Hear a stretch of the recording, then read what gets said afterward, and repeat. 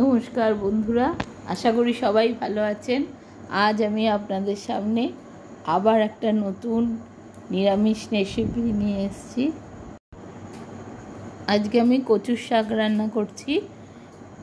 কচুর শাকটা আগে কি করে কাটতে হয় আগে আপনারা দেখে নিন।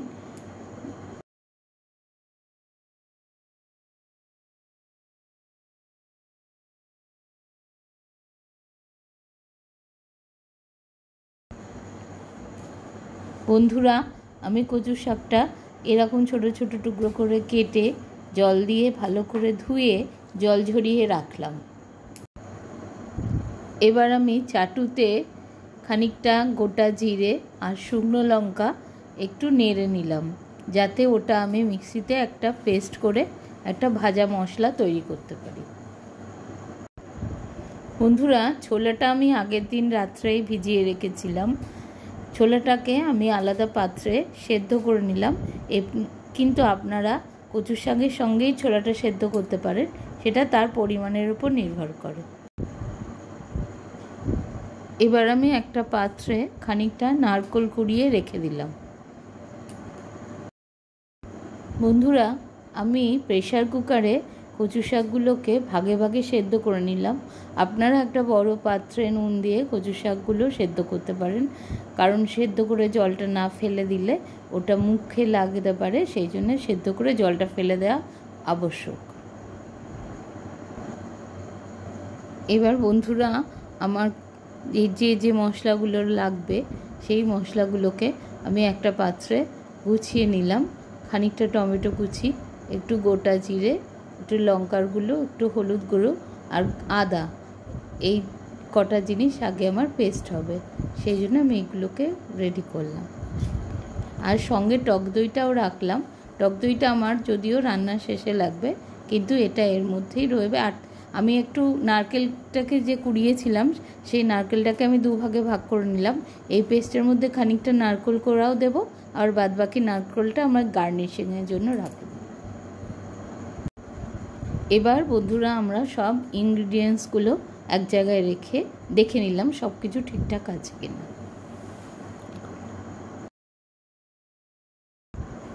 বন্ধুরা, আপনারা দেখতে পাচ্ছেন আমি যে মশলাগুলো পেস্টের জন্য রেখেছিলাম সেই পেস্টটা আমার রেডি হয়ে গেছে।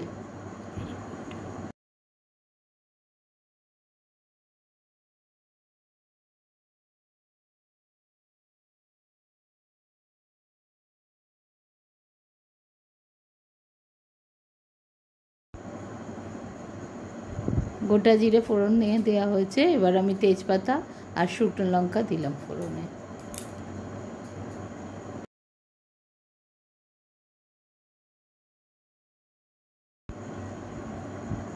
এবার আমার তেলটা গরম হয়ে গেলে আমি যে কচু শাকগুলো সেদ্ধ করে রেখেছিলাম সেগুলোকে খুব ভালো করে জল ঝরিয়ে এবং সেইটাকে ওই তেলের মধ্যে ঢেলে দিলাম।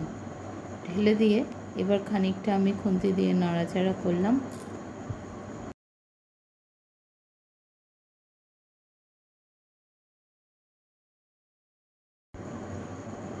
এবার আমরা যে বাটা মশলার পেস্টটা তৈরি করে রেখেছিলাম সেই পেস্টটা ওর মধ্যে ঢেলে দিলাম।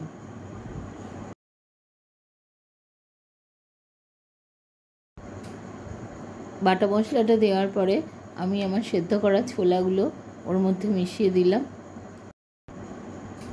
এবার আমরা স্বাদ মতো নুন দিলাম আর একটু মিষ্টি দিলাম।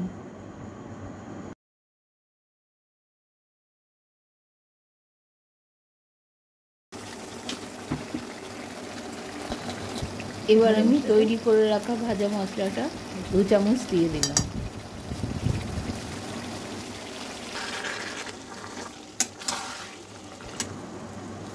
সব মশলাগুলোই মোটামুটি পড়ে গেছে। আমি কিন্তু এর মধ্যে আর কোনো জল অ্যাড করব না।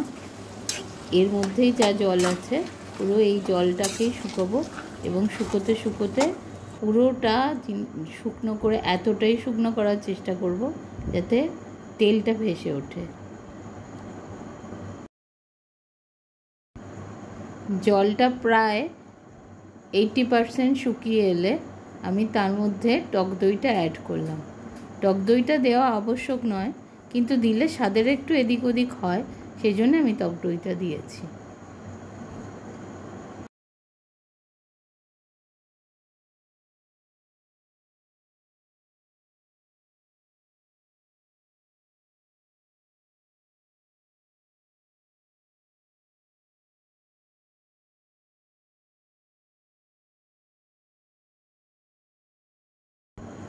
টক দইটা দিয়ে আমি ভালো করে নাড়িয়ে একদম শুকনো করার জন্য অপেক্ষা রইলাম।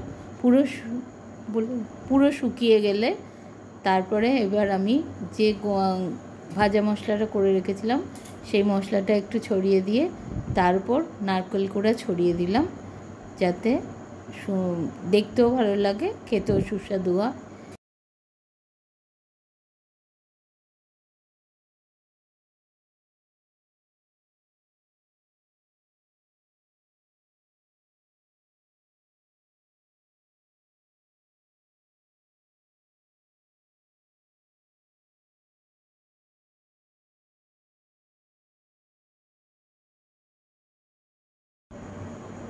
এবার বন্ধুরা, আমার কচুর শাক কড়াইতে শুকনো হয়েই এসেছে, সার্ভ করার জন্য একদম রেডি।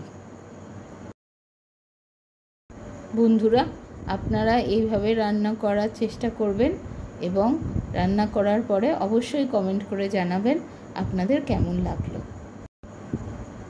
ধন্যবাদ বন্ধুরা।